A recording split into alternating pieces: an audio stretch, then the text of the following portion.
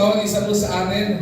Magandang umaga po at Happy New Year po muli sa bawat isa po sa atin. Again, katulad po ng sinabi ko nung last service po natin ng taon, ang ginawa ko po sa inyo ay pinakamayan ko po yung katabi nyo. Hindi po ba? Ang gusto ko pong gawin niyo po ngayong umagang ito ay kamayan po yung katabi nyo at sabihin sa kanyang Happy New Year at salatin kung kompleto pa ang kanyang mga daliri. Okay? Sige po. Pastor, wala po yung katabi ko. Wala po akong sasalatin. Ay sana po hindi po siya naputukan, kaya po sa wala dito. No? But we are so blessed and we are so glad to be in the house of the Lord ngayong po umagang ito. And today is a very special Sunday. Bakit po? Dahil una po, ito pong araw na ito ng linggo, ito po ay unang linggo ng pagsamba sa taong 2026. Na tayo po, nung nakalipas na linggo, tayo ay namaalam sa 2025. Hindi po ba? At ngayon po ay welcome natin ang 2026 na merong excitement sa puso natin. Excited ba kayo sa 2026? Excited po ba tayo sa gagawin ng Panginoon ngayong 2026? Amen? Alright. Sabi nga po ng banal na kasulatan, forgetting those things which are behind. Di ba? At nakalimutan natin yung mga nakalipas. Noong 2025, kung babalikan po natin ito, marami pong mga nangyari po sa iba't ibang uri ng tao. Sa atin po, iba sa atin, may mga na-experience tayong pagpapala. Iba sa atin, may mga na-experience po tayong promotion. Iba sa atin, ay nagkaroon tayo ng mga material na bagay na nadagdag sa atin, o may nadagdag sa pamilya, o tayo ay nag-develop o nag-improve. Meron din po mga pagkakataon na tayo ay nagkaroon ng karamdaman na mga pangailangan ngayong 2025 o nakalipas sa 2025. But there is one thing na po pwede po natin balik-balikan sa bawat taon na ating pong pinapaalaman at ating pong nilalagpasan. Alam niyo po kung ano yun? Tayo pong mga mananampalataya, anuman ang ups and down ng buhay po noong 2025 o nakalipas sa taon, alam po natin, sinamahan po tayo ng Panginoon. Amen? Alright? Alam natin, kapiling natin ng Panginoon in every journey of our lives, sa buhay po natin, kapiling po natin. And the Lord is always greater than our highs and lows. Sa mga blessings, sa mga pangailangan, problema, ang Panginoon po is a sovereign God and He is always in control. At ngayon po, 2026, ako po na sinabi ko po sa inyo, we are so excited. At maging hindi lang po tayo excited. Ang gusto ko po, maging expectant po tayo dun sa maaaring gawin ng Panginoon sa buhay po natin ngayong taon 2026. At maganda pong simulan po ito ng mensahe po ito. Today or this Sunday is our Heart's Desire Sunday. Iba sa atin, excited tayo. Meron pa tayong form. Nasaan yung form dyan? Workers, paki-assist ako dito. Pakilagay yung, yung table na yan dito. Okay? Hindi ko po talaga muna pinabigay yung Heart's Desire form. Sa mga bagong member ng church, it is always a yearly tradition of our church, okay, na tayo po ay naglalatag po. Diyan lang nakasamba na lang para hindi na, okay? Lagi po tayo nagsusulat ng ating mga heart's desire, yung mga gusto natin hihinap sa Panginoon, at di-desire ng puso natin, ang papasaya sa puso natin na manggagaling sa Panginoon ngayong buong taon na ito. Hindi ko po muna ibinigay yung form na iyon hanggang hindi po tapos yung message. Kasi po, kung nakita niyo po yung post ko sa Facebook, ang nakita ko po ang announcement ko there is that let's start the year, okay, knowing or discovering the deepest desires of our heart. Marami po tayong mga dinidesire, pero marami po sa mga dinidesire natin ay magbibigay sa atin ng mga temporal na pagkasiyahan o kaligayahan. Pero sinabi ko po that we are to discover the deepest desires of our heart.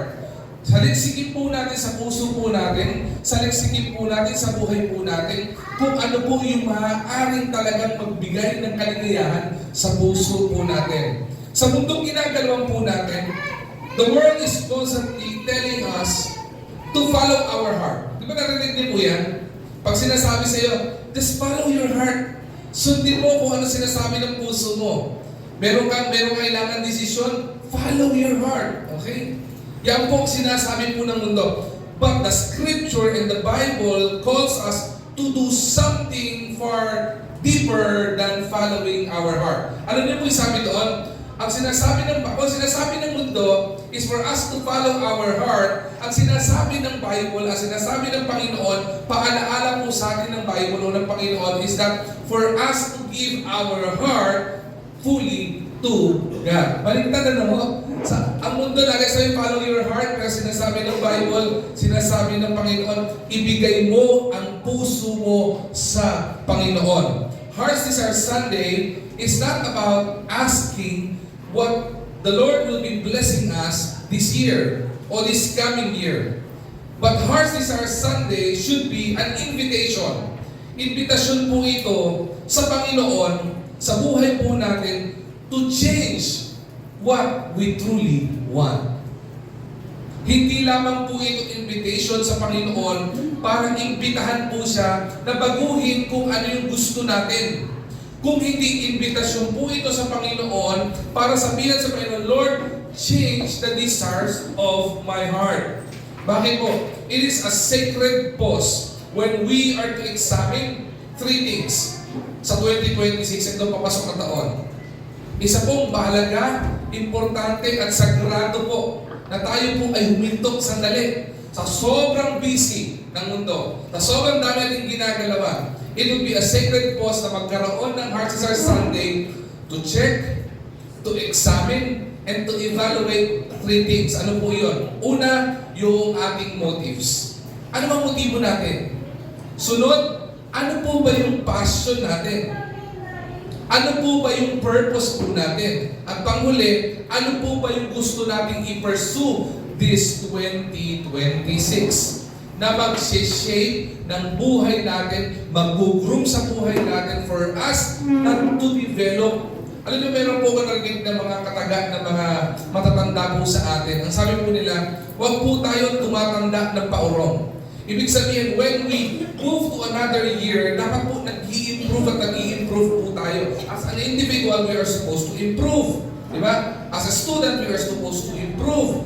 As a, sabihin natin, as an employee or employer, we are to improve. Kung businessman ka, you are to improve your business. As a Christian, dapat nag-i-improve din po yung pananampalataya po natin. Alright? So, ito pong panahon ng Heart's Desire, would be the time for us to discover, and not only to discover, but to have a sacred pause in our life, to check our motives, passion, purpose, and pursuit sa buhay po natin. Tayo po mga mananampalataya, nire-remind po tayo ng Panginoon that the heart is the control center of our decisions. Diba? The heart is the control center, kumbaga sa computer, para pong CPU yan, of our devotion. The heart is the control center of our direction. At kapag ka hindi po tama ang laman ng puso po natin, ano sabi ng Bible? The abundance of the heart, the mouth speaketh. Diba? Ang sabi ng Bible, the heart is deceitful. Diba? Kaya po kung sinasabi ng mundo ay follow your heart, at ang sinasabi ng Bible, the heart is deceitful, tama lamang po na huminto tayong sandali at sabihin sa Panginoon, Lord, change the content of my heart and I will give the content of my heart fully to you. Okay? Kaya ngayon pong umaga pong ito, when our hearts, tandaan po natin, this will be the context of the preaching, ngayon pong umaga ito. When our hearts are aligned with God, or when our heart's desire is aligned to God, our lives follow His perfect will sa buhay po natin. And today, ngayon pong umaga ito, we come together as a church, we come together as an individual, we come together as a child of God, not to negotiate with God. Hindi po para makipag-negotiate sa Panginoon kung anong gusto po natin. But we will come together to surrender our hearts and the desires and the content of our hearts ngayong umagang ito, telling the Lord yung last message nung Sunday ng 2025 and for us to trust God still ngayon 2026. Trusting God, the desires for us, as we always be better to have a 2026 and a fruitful year in 2026. So if you have your Bibles with you, I'd like you to open your Bibles with me in the book of Psalm chapter 37, alright? Ito, familiar po ito. Lagi niyo pong ginagamit po itong verse na ito. Pagka po Heart Desire Sunday. But we will go deeper in the study of this verse. Psalm 37:4. May I request everybody to please rise as we give reference to the reading of God's Word. Okay? Maaari po bang sabay-sabay natin basahin ito ng malakas? Alright? Ready? Begin. Take delight in the Lord, and He will give you the desires of your heart. Basahin ko pong muli. Psalm 37:4. Take delight in the Lord, and He will give the desires of your heart. Lord, we thank you for this wonderful morning. We thank you, Panginoon, na napakaganda ng panahon, ang lamig ng panahon, ang sarap, Panginoon, magsamba. At alam po, Panginoon, namin, dakilang Diyos, kanina pa lang, sa awitan pa lamang po, Panginoon, ang ensemble hanggang sa praise and worship, Panginoon, you are already ushering us, Panginoon, to worship you, Panginoon. And Lord, we pray that we will start right, Panginoon. Itama niyo po, ialay niyo po ang puso po namin ngayong taon na ito. At sa lahat ng actions, sa lahat ng decisions, sa lahat ng ilalagay namin sa aming buhay at puso, Panginoon, isinusurrender po namin ngayong umaga pong ito, Panginoon. Again, Lord God, mangusap kang patuloy sa kalagitnaan ng gawain po na ito, Panginoon. Maliwanag po, Panginoon, na maintindihan po namin ang mensahe na nanggagaling po sa iyo, Panginoon. Lord, we ask, Panginoon, na tanggalin niyo po, Panginoon, yung anong posible maging distraction ngayong umagang ito. And allow us, Lord God, to understand fully your word, Panginoon, and your will sa buhay po, Panginoon namin. Itago niyo po ako sa iyong likuran. Gawin niyo po ako, Panginoon, tagapagayag ng iyong mensahe, Panginoon, ngayong umagang ito sa pangalan ni Jesus. Amen at Amen. Alright, maaari na po tayo magsipo. Heart's desire. Tingnan po muna natin itong verse po ng Psalm chapter 37. Tingnan po muna natin kung paano ito binigkas ng Haring David. Okay? Kung makikita po natin dito, take delight in the Lord and He will give thee the desires of our heart. Dalawang aspeto po ang makikita po natin, i-divide po natin dito. Kung i-divide itong verse po na ito. And yearly, I always focus on taking delight. Okay? Ibig sabihin, pag sinabing delight, okay, ito ay katuwaan. Ito ay kasiyahan. Ito yung nagpapagaan ng damdamin mo. Ito yung nag-i-encourage sa'yo. And listen to this carefully, mga kapatid. Mahal po tayo ng Panginoon. At ang gusto po ng Panginoon sa atin ay tayo po ay nagkakaroon ng kaligayahan o katuwaan sa ating puso. And when the Lord blesses, gusto po niya, binibigay po niya yung pang-everlasting. Hindi po temporal ang ibinibigay ng Panginoon. Hindi po mamamaterial na bagay lang ang ibigay ng Panginoon. Kung hindi far greater than temporary joy na po pwede magpasaya sa atin, ang maaaring ibigay ng Panginoon. Kaya sabi dito, take delight in the Lord. Panginoon, sa sobrang pagmamahal ng Panginoon, kaya po niyang ipagkaloob lahat ng bagay. Kaya po sabi ito, and He will give thee the desires of thine heart. Makikita po natin dito sa bahagi ito, the sovereignty and the power of God. Ibig sabihin po, and I will give thee the desires of thy heart. Lahat ng bagay sa mundong ito na gusto mong hingin sa Panginoon, kaya pong ibigay ng Panginoon. Purihin po ang Panginoon. Wala pong kahit anumang malaking bagay sa mundong ito na hindi po kayang ibigay ng Panginoon. Wala pong kahit anumang imposible sa lugar ng ito na hindi po kayang bigyan ng Panginoon, ibigay ng Panginoon sa atin. Wala pong pinakamalaking pangangailangan sa mundong ito na hindi po kayang punan ng Panginoon. Wala pong pinakamalaking karamdaman na hindi po kayang pangalingin ng Panginoon. Wala pong kahit anuman tingin mong imposible sa mundong ito na hindi po kayang gawan ng Panginoon o ipagkaloob ng Panginoon, lalo tigit sa mga anak niyang nagtatapat at nagpupuri sa Kanya, who is actually seeking delight and happiness and joy sa Panginoon. Kaya nga po sinabi ni Matthew chapter 6 verse 33, seek ye first the kingdom of God, and all these things shall be added unto you, and His righteousness, and all these things will be added unto us. Kaya po sinasabi po lagi ng Panginoon, saliksikin mo muna ang Panginoon. Seek God first. Di ba? Hanapin natin lagi ang Panginoon. Marami po nga sa atin, baliktad ang hinahanap. We always seek the blessing. We always seek for sabihin natin promotion. We always seek for material blessing. Pag sinabi, ang dami puro blessing gusto natin. Eh wala na po sasabihin natin na hindi magnanais doon. Pero yung totoo, if we are to look to the deepest desires of our heart, nagkakamali po tayo. Bakit po? Kasi yung blessing na po pwede po natin makamit, yan po ay temporal. We always look for the blessing, but we forgot to look for the blesser. Hindi po ba? Kaya po sabi ng Bible, seek ye first the kingdom of God. Diba? Hindi naman po sinabi na, seek the blessing of God. Hindi po ba? Ang sinasabi po doon, saliksikin mo muna, hanapin mo ang Panginoon sa buhay mo. And if this would be a sacred evaluation of ourselves, nasaan po ang Panginoon sa buhay natin? Alam ko, sasabihin po natin, Pastor, tinanggap ko na po ang Panginoon bilang sarili ko't tagapagligtas. Of course, nasa puso ko po siya, nasa buhay ko siya.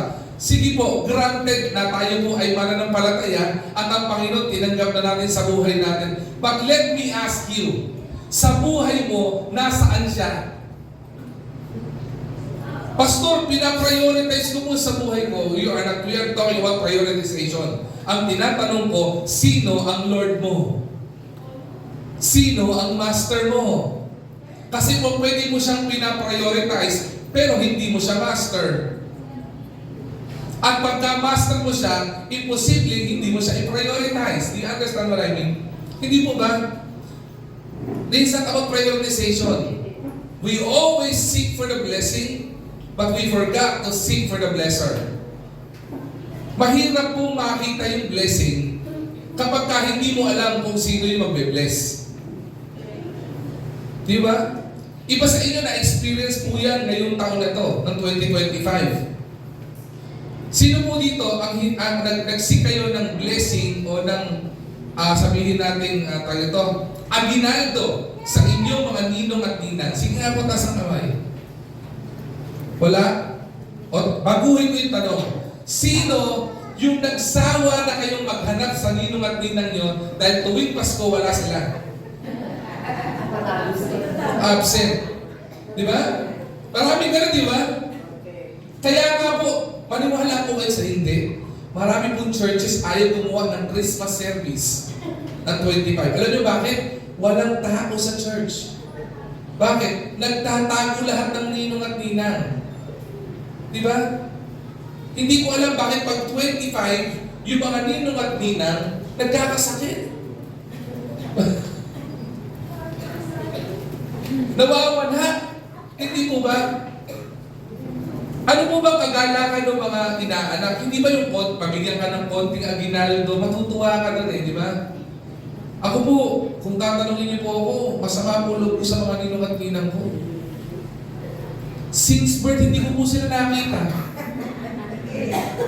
Sabi ko nga sa nanay ko, Ma, munti ko na yung tanong pinadedicate ba ako? May ninong at ninang ba ako? Di ba? Tapos nakakaingit kapag nakikita mo yung mga bata, di ba? Yung kumakatok. Kaya naiinis din ako kung may kumakatok sa bahay namin, hindi ko ba inaanak namamas ko po. Ako nga walang pamasko Masama loob ko Alam niyo bakit? We always seek for blessing. Pero kung gusto mo ng blessing, may panggagalingan yan. Hindi ka magkakaroon ng aginaldo kung wala yung bibigay ng aginaldo. Tama ba? Tama ba ka? Kung isip po kayo, nagbuang ulo niyo. Tama po, di ba ba? Ganun din po tayo. Gusto natin ng blessing kayo. Everybody wants blessing from the Lord. But how can we receive the blessing from the Lord if we do not know where God is in our life? Hindi natin alam. Lalo tigit, kung gusto natin ng blessing ng Panginoon, ang kalooban ng Panginoon sa buhay po natin, paano malalaman ang kalooban ng Panginoon sa buhay po ninyo o sa buhay po natin kung hindi natin sa sinasaliksik? Kaya po ngayong umagang ito, tingnan po natin ito. Pinamagatan ko po yung preaching po, yung message po ngayong umagang ito, desires directed by God. Desires directed by God. There is a question that I would throw to you ngayong umagang ito. Sasagutin po natin ngayong umagang ito. Pastor, understand, mamaya po, pasusulatin niyo po kami dito.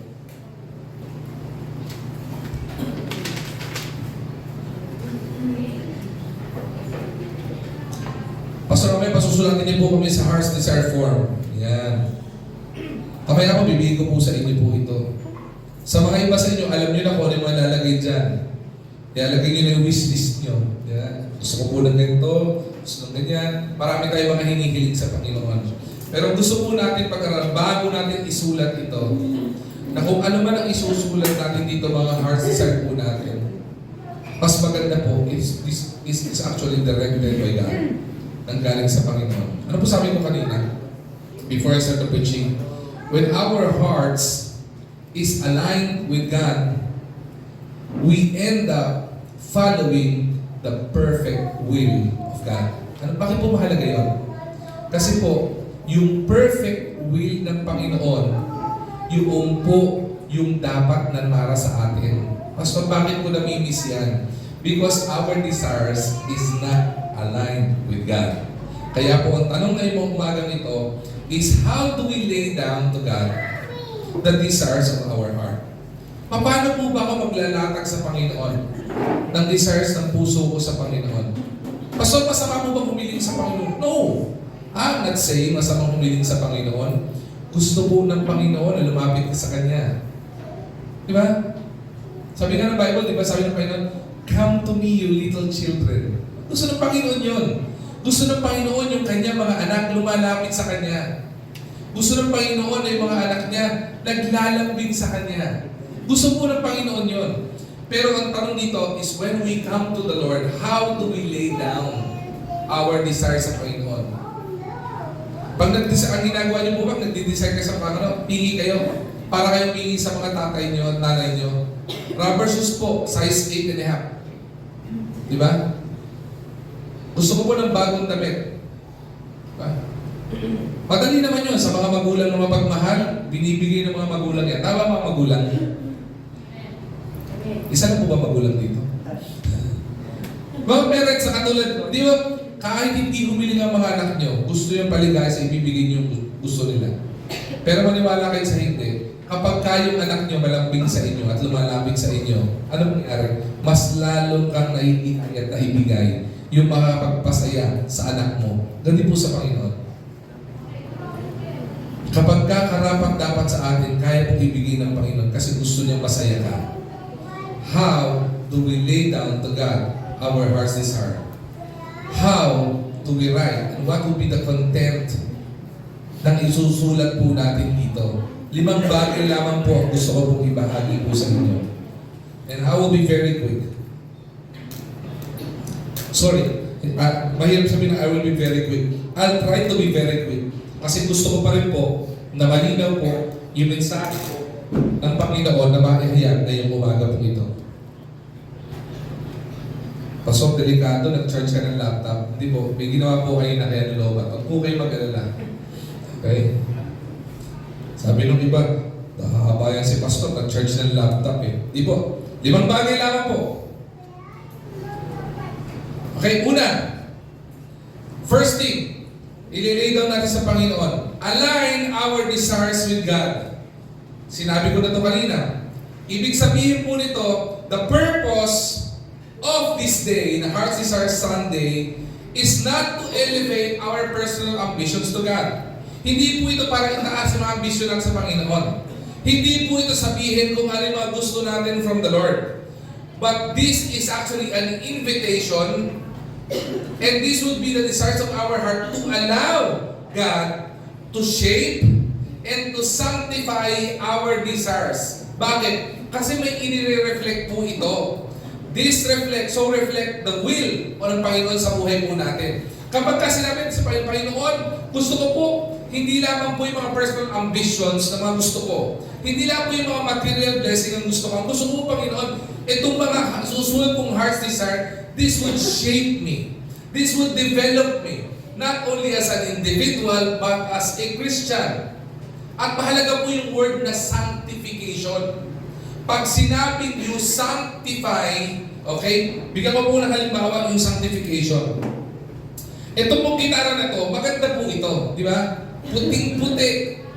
Pag sinabing sinactify mo tong gitara mong ito, pag sinabing ito ay sinactify ko para sa Panginoon, walang tutunog na kahit anumang tiklado o anumang kanta para mula sa gitarang ito.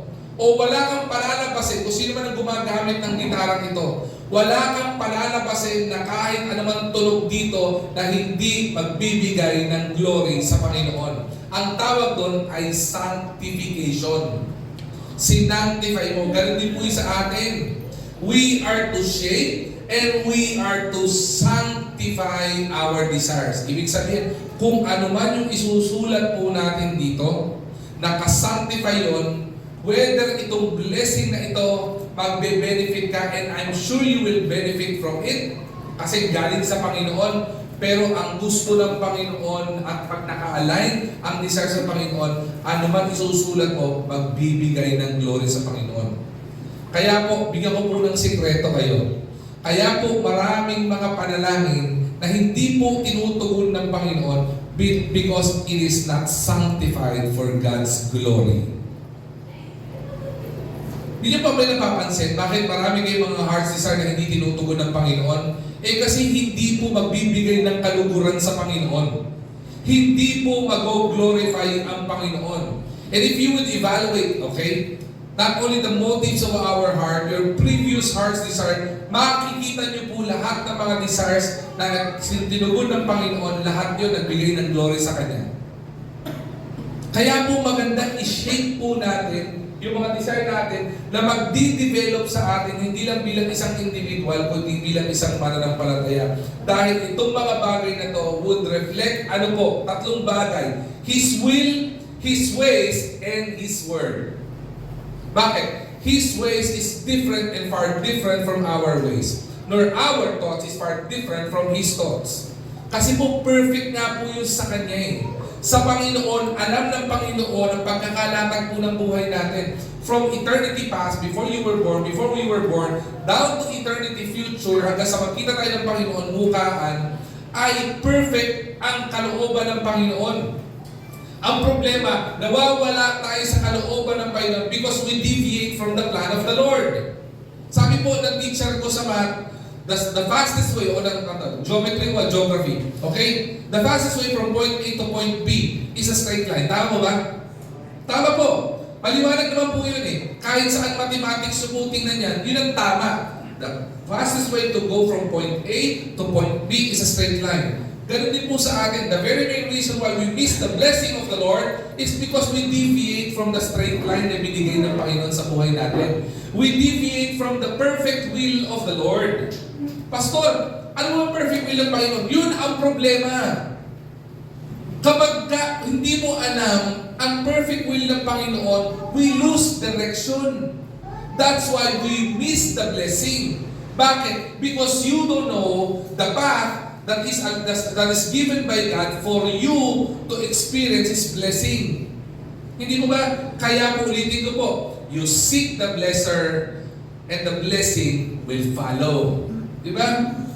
At ang nire-reflect po ito, pag inalay natin, His will, His ways, and His word. Pangalawa po, pag naglagay po tayo ng heart desire po natin, maintindihan po natin to surrender our hearts fully to God. Kaya sabi ito, keep thy heart with all diligence, sabi ng Bible.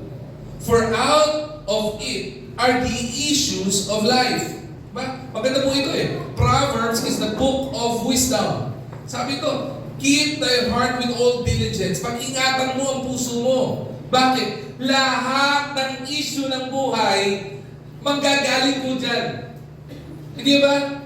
Pansinin nyo, kapag may nakasama kayo ng loob, saan nyo kinikip ang sama ng loob? Hindi ba sa puso? Kapag may nagkasala sa inyo, saan nyo nilalagay ang sama ng loob? Hindi ba sa puso? Di ba kapag may masaya sa inyo, saan nakalagay yan? Sa puso. Kaya nga po deceitful eh. Kaya nga po sabi ito, out of the hearts, nandyan po ang issues of life. Kaya nga yung heart's desire, maganda po na matama po yung puso po natin. Baka may ilagay po kayo dyan, masama yung galing ng kapitbahay ko, Lord, sana kunin nyo na.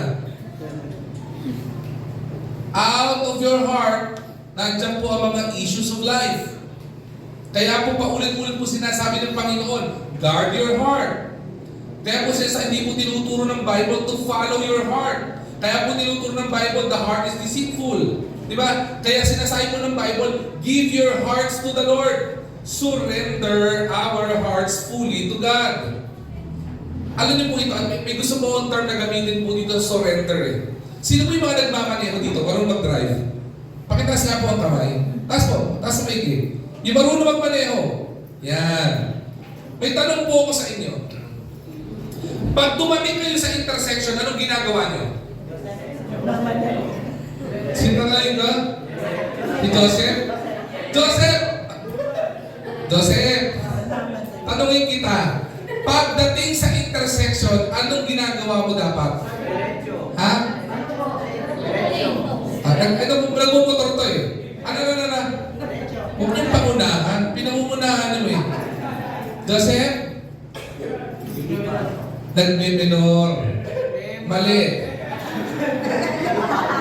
Sabi naman nagmumotor eh. Pagkadating mo ng intersection, nakita mo, malapit nang magdilaw. Lagi mo, bomba! Vroom, vroom! Diba? Maraming namatay doon. Diba? Meron pong isang term na ginagamit dyan. Alam niyo po kung ano? Kaya po kailangan talaga nagda-driving school. Madaling magpatulin, mahirap magpabagal at magpahinto. Lalo na pagka may pride ang puso. Hindi ako tama. Sa intersection, tatanong ko sa inyo, sa intersection, sino right of way? Ano? Patay tayo dito, marami nagmamanayo dito. Hindi, sabi, pag nasa intersection ka, ang right of way, laging si Joseph. Ba't yung ginagawa si Joseph? Yung ginagawa yun. Oo.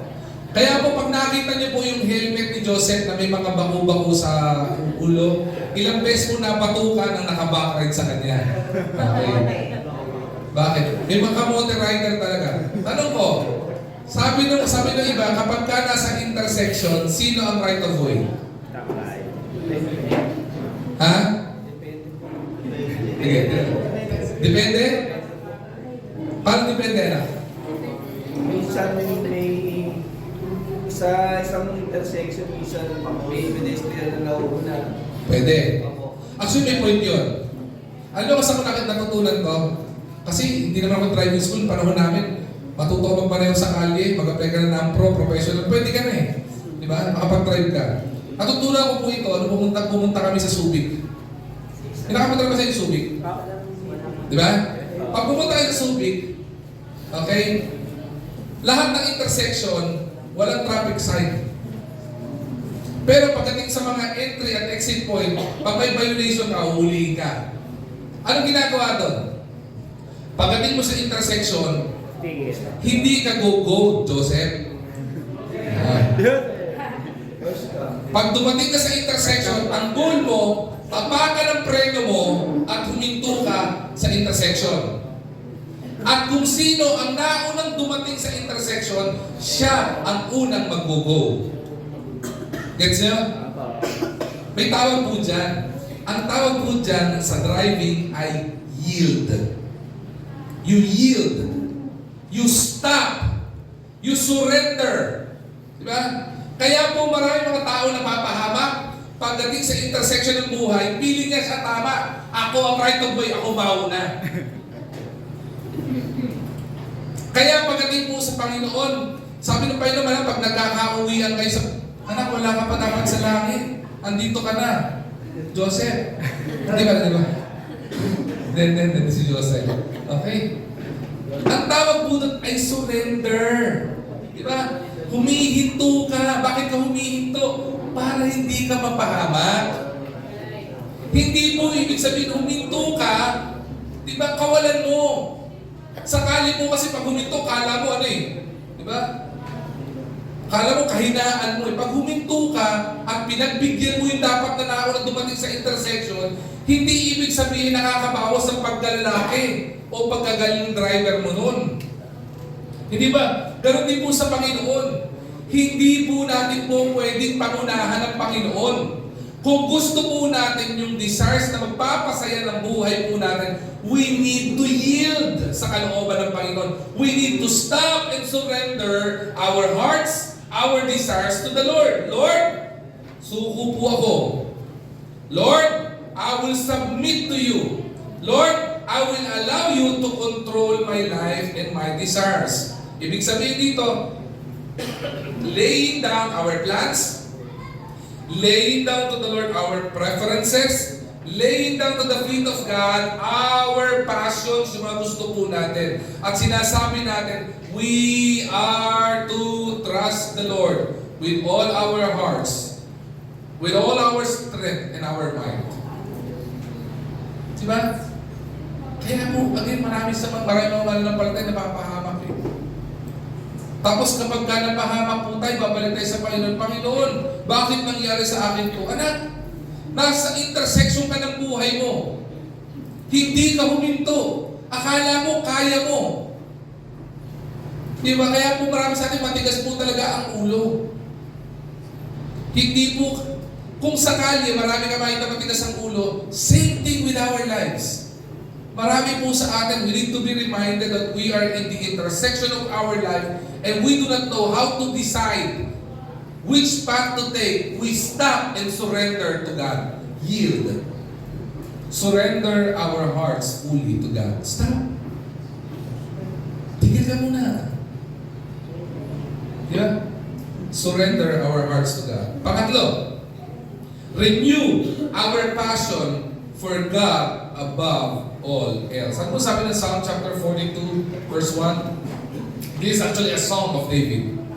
As the deer panted after the water brook, so panted my soul after thee, O God.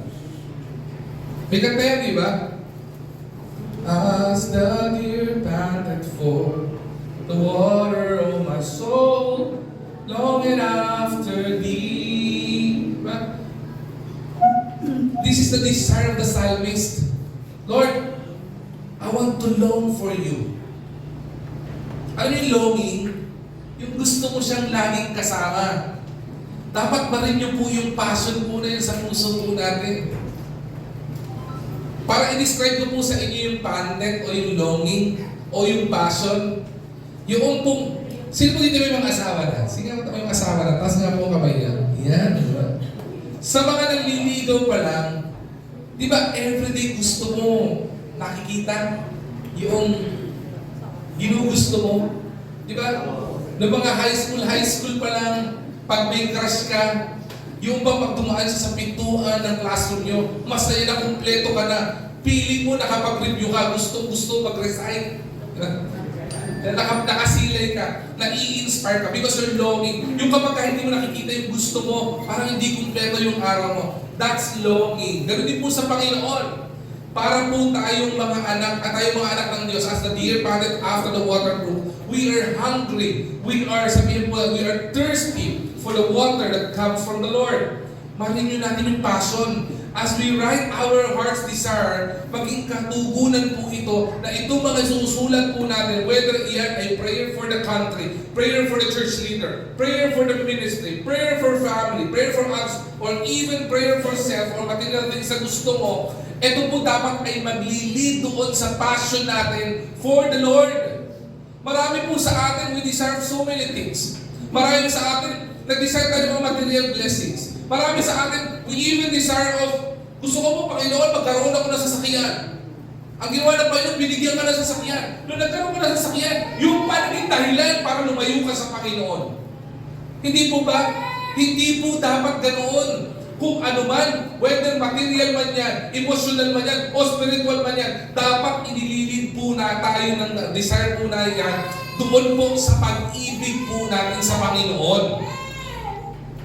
Mahirap po na po yung blessing, yun na po ang ginudyos natin. Kaya po may mga pagkakataon, hindi po pinagkakaloob ng Panginoon yung blessing kasi alam ni Lord, because He is all-knowing, na kapag ka binigay niya yan sa iyo, yan na magiging Diyos mo at kakalimutan mo yung Diyos na nagbigay sa iyo ng pagpapalang yan. Hindi po ba? Iba sa atin ganun, di ba? Ang dahil mo hinihiling sa Panginoon, Panginoon, trabaho. Di ba nung nagkatrabaho ka, yung trabaho mo pa ang nagpalayo sa Panginoon sa'yo. Hindi mo ba, marami sa'yo nag-pray kayo for relationship. Panginoon, bigyan mo ko ng girlfriend, Panginoon, bigyan mo ng boyfriend. Nung binigyan ka ng Panginoon ng boyfriend, binigyan ka ng girlfriend, yung pa naging dahilan para lumayo ka sa Panginoon. Hindi po dapat ganoon. The desires of our heart should be kung ano man yung ibibigay ng Panginoon o dinidesire mo, eto ay gamitin ng Panginoon para mas maging malapit ka sa Kanya. If you will be praying for a partner, for every partner, ang panalangin mo, yung maglalapit sa'yo sa Panginoon at hindi sa'yo maglalayo. Hindi po ba? Kaya mga young people na babae, mag-iingat kayo sa mga lumalapit sa inyo at mga nag-comfort sa inyo. Bakit? Dalawa lang ang nanliligaw. Isang nanliligaw na nanunuyo at isang nanliligaw. Mag-ingat din lalaki. Iba na mundo ngayon. May mga lalaking nililigawan na rin. At may mga lalaking hindi nililigawan pero naliligaw. Hindi ba? Kaya kahit po sa mga young people na ito, pasensyahan po tayo. Pero dahil mahal po namin kayo, pakikilawan po namin relationship nyo.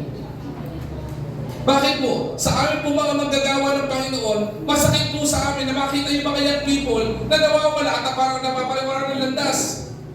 Marami po mga young people na lalapit, Pastor, pag-pray niyo po, gusto ko magkaroon ng kalooban ng Panginoon sa akin. Gusto ko magkaroon ka ng girlfriend o magkaroon ka ng boyfriend. Hindi ba? Nung pinanalangin ka, nagkaroon ka, ano nangyari sa'yo? Aba, magpapaalam. O hindi na nagpapaalam. Nawawala sa gawain ng Panginoon. Pag nag-aaway, ayaw na mag-ministry. Anong kinalaman ng Panginoon sa pag-aaway nyo? Hindi tumatama. Hindi natamaan ba? Hindi ba? Huwag ganun. Isipin nyo, pinanalangin sa Panginoon niya. Dapat, kung yung pinanalangin sa Panginoon na pinagkaloob sa inyo ng Panginoon, hindi po dapat yun ang maglayo sa inyo sa Panginoon. Maintindihan po natin yun. Kaya marami pong blessing. Imbis na maging blessing, nagiging cursing sa buhay po natin. Diba? Whatever it is, it should renew our passion above all else. Ito may maganda pong sitwasyon for us to be reawakened. Okay? For us to be reawakened into spiritual hunger. Going back to your first love. Mga kapatid, look at me, isang dali lang po ito. Natandaan niyo po ba yung unang-unang panahon na unang-unang nakakilala ka sa Panginoon? The very first time you've understood and you experienced the saving love of God. Natatandaan niyo po ba yun? Kasi po marami mga mahal ng palataya, tandang-tanda yan eh. Matatandaan nyo nung mga unang mga mahal ng palataya, natingin mga galing sa camp, di ba? Yung sa mga young people natin, meron tayong summer camp. Pagdating sa mga adult natin, meron po tayong family camp. Pagkatapos ng camp, grabe pag-uwi, grabe. Para silang mga glow in the dark na mga glow in the dark stick. Yung tipong ang devotion, isa lang. Sa kanila, buong araw nag-devotion. Di ba? Yung tipong walang gawain, nasa church. Di ba, hindi mo kailangan sabihan manalangin, nagpe-pray. Di ba? Monday pa lang, prayer meeting na. Pastor, hindi mo ba nakabukas ang Zoom? Wednesday pa, kapatid.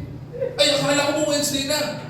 Namimiss ko po kasi mag-pray sa Panginoon eh. Di ba? Alam niyo yung hunger, yung kapag kami fellowship, nagtatawag ng mga kapwa kapatiran, uy, magkami naman tayo, kwentuhan naman tayo, sharing tayo ng gospel, sharing tayo ng blessing sa isa't isa. Kumusta ba devotion mo? Ganun kakainit eh. Pero habang lumalaon ang panahon, doon po ako nalulungkot bilang isang pastor. Bakit habang tumatagal ang panahon, habang tumatagal kang nagiging mananampalataya, nagdi-deteriorate yung pananampalataya mo? Is our faith susceptible to the law of thermodynamics that everything deteriorates? Supposed to be not. Dapat po, sa mga mananampalataya, habang tumatagal ka sa pananampalataya, Habang umiinit ka sa pananampalataya, mas lalo kang umiinit sa pananampalataya. Hindi ba? Bakit nung first time ka mananampalataya? Aba, kung makapag-invite ka sa church, talaga namang wagas. Di ba? Kung makapag-share ka ng gospel, kung makapag-share ka ng tracts, magtatanong ka pa, pasok na naman tayong gospel tracts? Kasi naubusan mo ko ng sinishare eh. Aba, ngayon wala. Ang daming gospel tracts, wala nagsishare. Dati mainit ka mag-visitation, ngayon ayaw mo ng-visitation. Bakit ganun? Alam niyo po kung bakit? Kasi po, yung mga desires po ng puso natin is not leading to the renewal of our passion for God.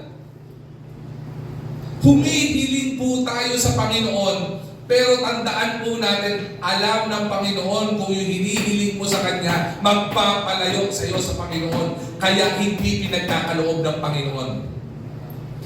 One of the key secret para ipagkaloob ng Panginoon yung magpapaligaya sa puso mo at magiging blessing sa iyo. Ipagkakaloob ng Panginoon sa iyan kapag ka yung sisinulat mo dyan o yung pinapanalangin mo dyan, ilalapit ka sa Panginoon. Amen? Pasok na susulat ko. Diba? Kung kalooban ng Panginoon, okay lang po ba gusto ko ng pangalan? Okay lang. Pwede ba, kung kotse gusto ko, pwede yung modelo ng kotse isulat? Pwede po. Maganda pag lumapit ka sa Panginoon, specific yung prayer po ninyo eh. Maganda po yun. Pero kahit anong specifics o specification ng prayer mo, ang pinakamaganda dyan, yung laman ng puso mo na pag pinagkaloob sa iyo ng Panginoon yan, ilalapit ka sa Panginoon yan. Kasi kung hindi, hindi ipagkakaloob ng Panginoon sa iyo yan. Question. Pwede po bang ibigay ng Panginoon yon kahit hindi niya kalooban? Meron pong iba't ibang will ang Panginoon. Merong perfect will of God at meron pong tinatawag na permissive will of God. Ano po yung perfect will? Huwag natin pag-usapan. Perfect will, sa'yo, deserve mo, at ililid ka pa namin sa Panginoon, ililid ka sa spiritual growth. Yung permissive will, ito yung gusto mo, at kating-kating ka, dahil gusto mo yan, pinilit mo ang Panginoon, bigay sa iyan. Sa kakulitan mo, para maturuan ka ng leksyon, pinagkaloob ng Panginoon sa iyo, at nung nagka-problema ka dyan, dahil hindi niya kalooban yan, permissive will, ginusto mo, pinilit mo, napahaba ka, ano mangyari sa iyo? Sisisihin mo ang Panginoon? Kaya kung tatanungin niyo po, ano maganda? Yung permissive will o yung perfect will? Ay doon ako sa perfect will. Kasi marami pong permissive will, mukhang maganda, pero hindi maganda at makakabuti sa iyo sa paglaho ng panahon. Talaga po? Yes. Marami pong ganun. Ito, sana po ma-offend ng asawa ko. Pero po, to be honest, si Ate Joyce po ay hindi ko po niligawan. Siya po nanligaw sa akin. Huwag ka ma-offend. Hindi, biro po yan. Baka seryosohin niyo. Hindi ko po sinulat yan because during that time, pumasok ako sa Bible school, meron po akong girlfriend. At yung girlfriend ko po ay unbeliever. Hindi po kalooban ni Lord yun. Bakit? Malinaw po sinabi ng banal na kasulatan. Kapag ka maghahanap ka ng katuwang mo sa Panginoon, huwag kang makikipamatok sa hindi mo kauri. Walang pusa na nagkaroon ng boyfriend na aso. Tama ba? At lalong walang kabayo na nagkaroon ng boyfriend na kalabaw. Di ba?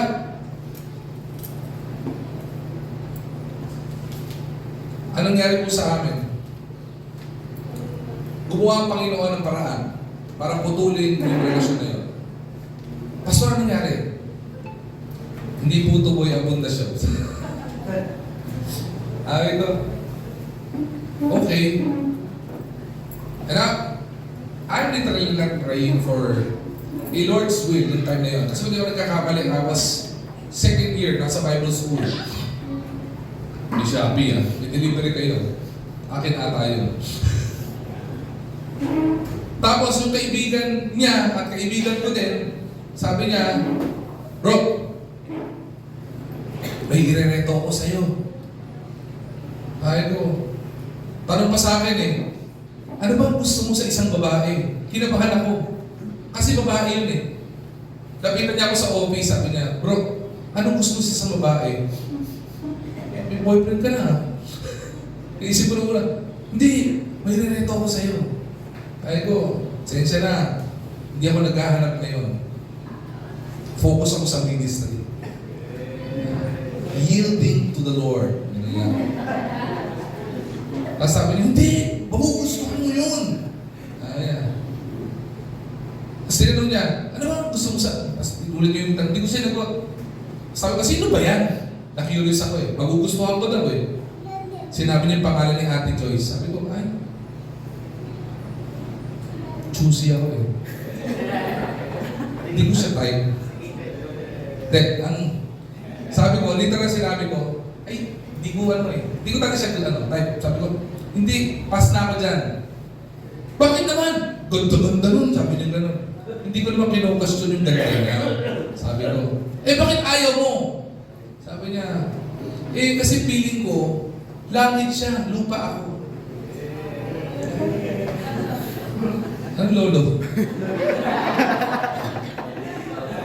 Sabi ko dun sa kaibigan namin, tingnan mo kulay niya. Ang puti. Di ba kulay ng langit? Anong kulay ko? Brown. Di ba kulay ng lupa? Langit sa lupa ako. And I felt like hindi siya kalooban ni Lord sa akin. Did I pray for the Lord's will? Of course, I'm praying for Lord's will. Nagmamadali ba ako? Of course, no. Nasa Bible school po ako eh. Ang nagmamadali, yung kaibigan namin. Hindi ko alam kung bakit. Hindi ko po makakalimutan to. Nasa library ako ng school. Nakatapat ako sa bintana, nag-grills na kahoy. Okay? Nagbabasa ako ng kulay orange na libro, na guidance and counseling. Basa-basa lang ako. Tapos sa gitna ng arawan, kasi tuturo po ko sa school ng time na yun eh. Sa gitna ng malinaw, na sinag ng araw, may dumaang isang babae sa labas ng hallway na parang tutubi. Ay parang bumblebee. Dahil ang suot niya ay kulay blue na navy blue at light blue na stripes na full dress. Okay. Tapos hindi ko mamukhaan siya kasi ang puti niya, nakasinag yung araw, hindi ko siya makikita at mamukhaan. At lumapit ang kaibigan namin sa amin ng kaibigan namin, nandiyan siya, nakatingin. Ay ko, lalo ko nahiya. Ganun. Ito make the long story short, naging kami.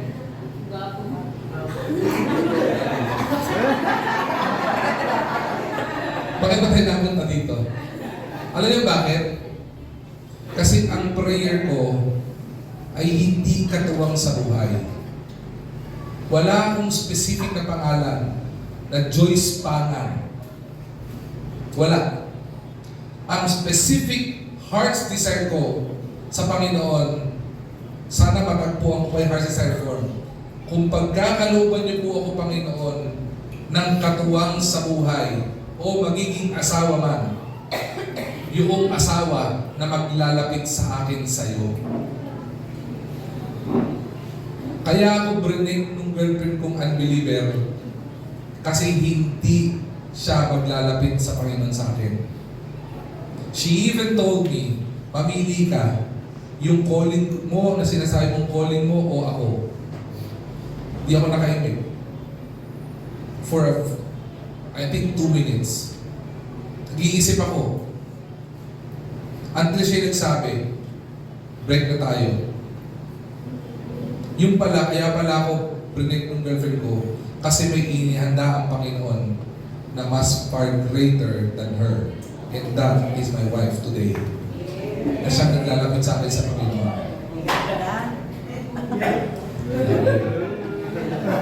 Libre mo ko mga sa akin dyan, Libby.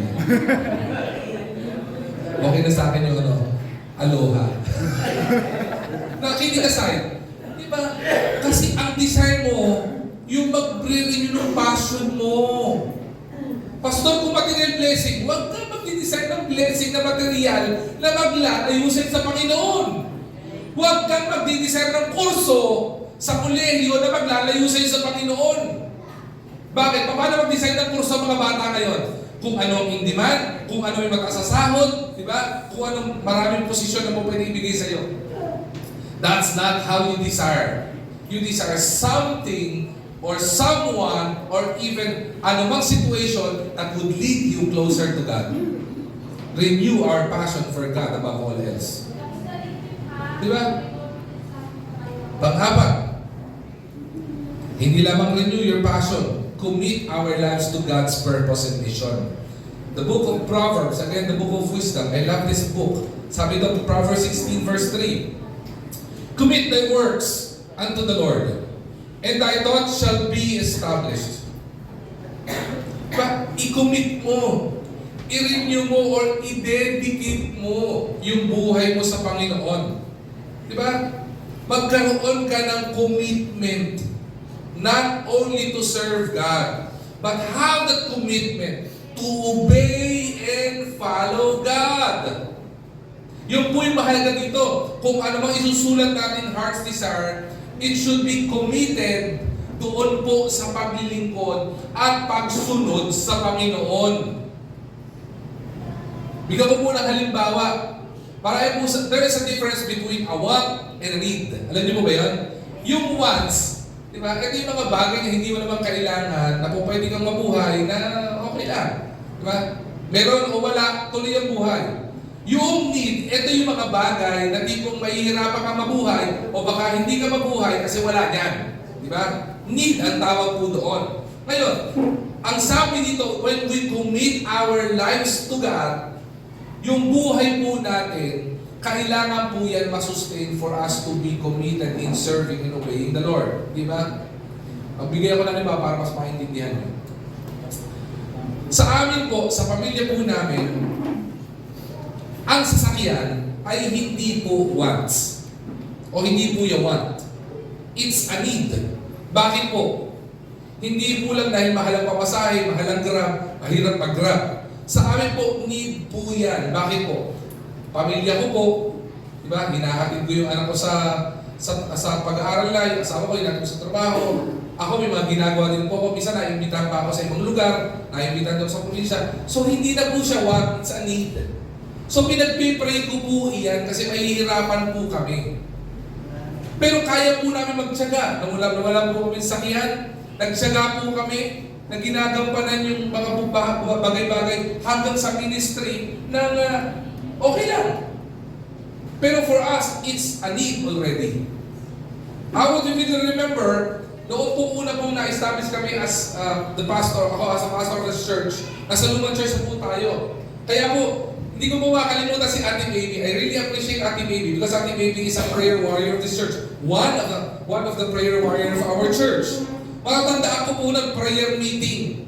Si Doy at saka po si Cassandra. Si Cassandra, ganito pa lang kaliit. Ayan.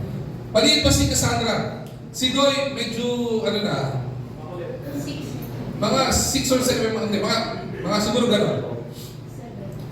Tapos, pag lumabas kami ng bahay, alam niyo po, pag meron may asawa, kahit kalooban siya ni Lord sa'yo, yung gusto niya lahat ng gamit na dala niya, tanong ko po sa inyo, kailan niyo nakita si Ate Joyce na isa lang ang bag? Never. Ha? Never. Hindi. Bakit mga worker na sumasagot?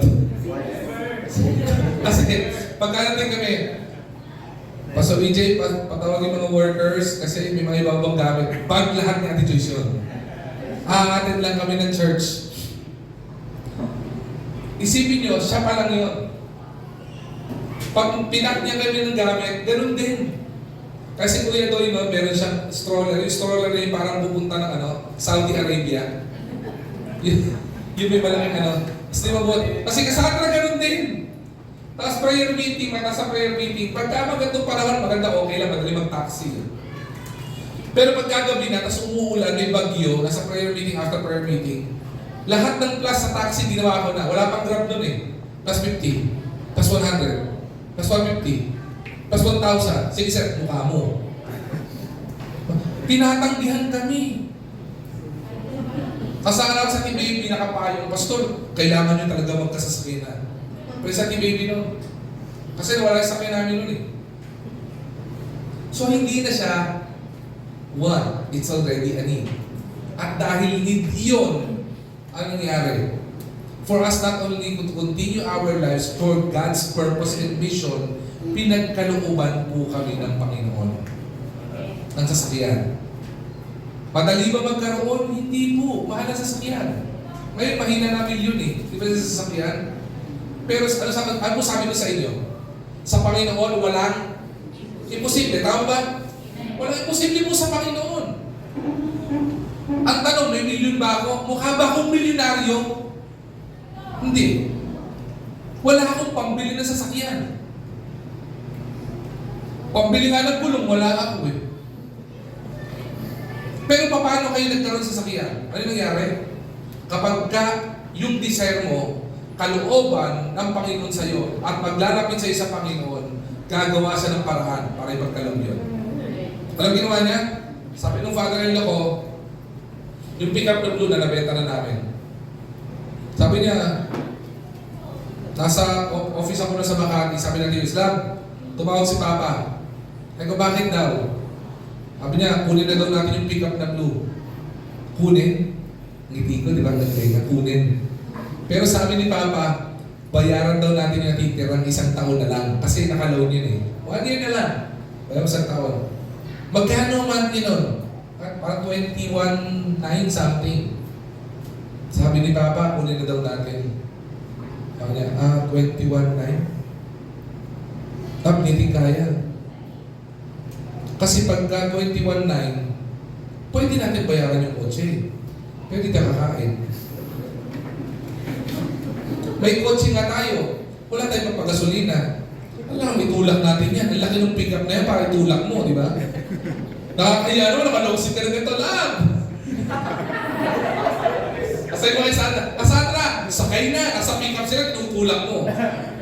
Para naman, itsura ko dito, mukha ako hilabot pagdating ko sa church. Mga kapatid, prayer time lang tayo. Di ba? Sabi niya, hindi, tawagan mo si Papa. Ngayon na. Ganun talaga ako nilalapit ni Ate Joy sa Panginoon. Ngayon na. Time, space, war. Ngayon din. Tawag ko sa father-in-law ko, Pa, sabi po ninyo, samagan ko daw po kayo. Hindi ko sinabi yung kotse. Sabi niya, father-in-law ko, ganun magsalita. Sabi ko kay Joyce, ulit nyo na yung pick-up. 1 taon na lang yun. Kuha mo. Labi pa. Sabi niya, kaya mo mong bayaran yung 1 taon na lang yun eh. Kaya mong bayaran yung monthly nun. Magkano po pa? 21 something. Sabi ko, siyempre, kailangan medyo ano ka. Oo naman pa, kaya naman po. Sabi ko, sige, kunin mo na. Pero humilit ako, pero pa. Ano pero? Hindi na po kami kakain. Tsaka po, may kotse po kami. Hindi naman po namin magagamit. Wala kami pagkasulina. Ganun ba? Sige. Bibigyan kita ng magandang deal. Hati tayo. Maganda yan. Diba? Kahit pa paano, may pampagasolina kami. Pero hindi kami kakain. Pero may pampagasolina na. Diba? Hati tayo. Sabi niya, magkano ba kaya mo? Hindi na po doon sa hati. Sige, hati tayo. 10,000 sa'yo, 11,900 sa akin. Yan pa ang hati. Kunin, nasabi ko kay Ate Joyce, tapos sabi niya, pakunin ko daw. Kunin mo na. Pagkatapos sa office, pinag-undertime ako eh. Ganun niya ako nilalapit kay Lord. Mag-undertime ka na. Hindi, magagalit. Once a week na nga ako pumapasok dito. Mag-undertime mo pa ako. Pero pagkatapos nun, madaling-madali ako, from Makati, uwi ako ng Malolos. Sa tanda ko, umuulan, pagkakuha ko na sakyan, kunin mo na to, uwi ka na para hindi ka nagabihin. Patugtog ka agad ako. Diba? Give thanks to the Lord. Love and endures forever. Pinapatugtog ko. Paulit-ulit doon. Mula Malolos hanggang sa amin. Alam niyo bakit? Nagpapasalamat ko sa Panginoon. Kasi kung iisipin ko yung kakayanan ko, hindi ko kaya bumili ng ganun eh. Pero alam ng Panginoon yung desire ng puso ko. Pinagkaloob po niya yun. Ngayon, nawala po ba yun? Oo naman. Nasira yun eh. Di ba? Yung parang kotse lang ang laman nun eh. Dahil need ng pamilya at need namin at alam ng Panginoon, ilalapit pa rin niya kami sa Kanya at nagagamit sa gawain, nasira man yung sasakyan, anong ginawa ng Panginoon? Nagbigay pa Panginoon ng wisdom, benta nyo na yan. Binenta po namin sakyan. Wala kami sakyan. Ayoko bumili ng luma kasi nga, sakit sa ulo. Until, sabi ko sa asawa ko, wala, punta tayo sa showroom lang, tingin-tingin tayo. Yung showroom mo, ang gaganda pa man din mga sakyan. Lexus, Starex, di ba? Ang gaganda eh, di ba? Prado, di ba? Tapos malaking ba na kulay puti na Toyota na high-ace. Sa gitna, may naka-park na adventure. Sabi ko, ganda nito, kinis ah. Magkano to? Sabi, presyo. Konti na lang idadagdag namin. Konti-konti na lang. To make the long story short, tinanggal ng Panginoon yung malaking sasakyan kasi madami kaming taong sumasakay. Pinunta ng Panginoon ng maliit na sasakyan pero malaki yung capacity ng tao. Anong nangyari po dito? Kasi pag kinulit mo ang buhay mo at yung purpose ng Panginoon sa buhay mo, ibibigay niya yung magpapaligaya sa iyo. Walang imposible sa Panginoon. Last, trust God with our future. Jeremiah chapter 29 verse 11. For I know the thoughts I have for you, or that I think of you, said the Lord. Because the plan of the Lord is to prosper us and not to harm us. Trust God with our future. God is reminding us to surrender our hearts and for us to keep on trusting God. Whatever the outcome may be. Pastor, ang tagahal. Whatever the timing would be. Pastor, paano? Whatever the direction would be, trust God. Ang Panginoon parang magulang. At magulang natin. Wala po siyang sasabihin, wala po siyang ipagagawa, at wala siyang ipag-uutos na hindi para sa ikabubuti po natin. Ano gusto ng Panginoon? Magtiwala lang po tayo sa Panginoon. Bakit po? Because when God is the desire of our heart, His will becomes the direction of our life. Kapag ka po ang Panginoon ang laman at dinidesire natin ng puso natin, yung kalooban po niya ang magiging direksyon ng buhay po natin. Don't seek for God's blessing. Seek for God who is the blesser. Ulitin ko po don't just seek the blessing. Always seek the one who provides the blessing, and that is God. If we will be writing our heart's desire, ang maging laman po niyan, Panginoon, Ikaw ang gusto ko sa buhay ko.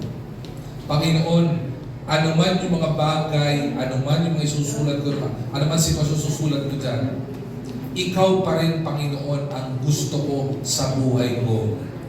Whether material man yan, ang gusto ko po, Panginoon, ay maglalapit sa iyo, Panginoon.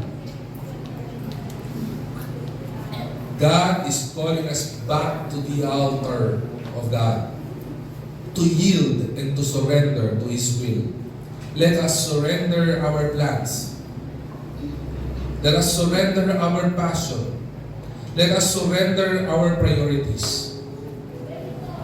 Yung plans natin, let it bow down to the Lord. Yung passion natin, let's purify it. A worship song says, purify our hearts. Yung priorities natin, realign mo sa Panginoon. Baka ngayong 2025, kaya hindi ka masaya. Kaya parang pili mo, kulang lahat ng bagay sa iyo. Bakit? Because your priorities are not aligned with God. When God becomes the greatest desire of our heart, everything else finds its proper place or purpose in this place. A heart yielded, a heart surrendered to God is a heart positioned for God's blessing. A heart yielded to God, a heart surrendered to God is a heart positioned for peace, for purpose, and for power. All we need to do is just trust Him. Trust Him. Walk with Him. Forward. Expectant, excited, and with confidence. Knowing that God who shapes our dreams and desires, is also faithful to fulfill His promises. Sana po, maging blessing at maging hamon po sa atin yung preaching at yung message ng Panginoon ngayong pong bagong ito.